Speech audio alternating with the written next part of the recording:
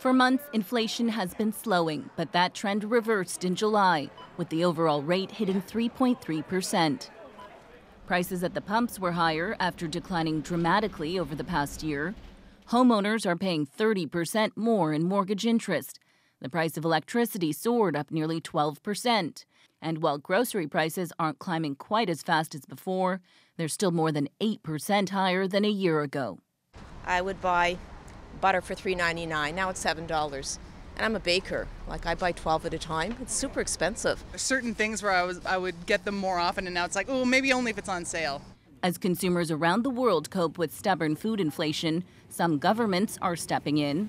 France worked with large supermarket chains to cap prices on groceries like pasta, poultry, and oil. It will cost retailers hundreds of millions of dollars. That just gave some predictability, pricing predictability for people during, a scary inflationary time. While widespread price controls haven't worked well in the past, this policy expert says a limited freeze on some food basics could offer Canadians relief.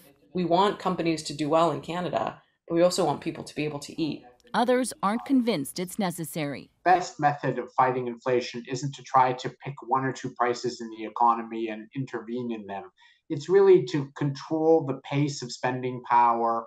Since hitting a peak of more than 8% last June, inflation has fallen, with some bumps along the way. But the Bank of Canada says getting to its 2% target may not happen until the middle of 2025. We are getting some favorable trends in some of the underlying measures of inflation, and I think it's just a matter of patience.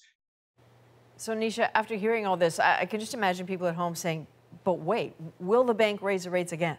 The central bank has already raised interest rates 10 times over the past year and a half, going from near 0 to 5%, the fastest pace ever, as it tries to get inflation under control. Now, those rate hikes are having an impact. The labor market is cooling, consumer spending is slowing, though experts are split over what happens next. We will get one GDP report before the bank meets. That could be a deciding factor.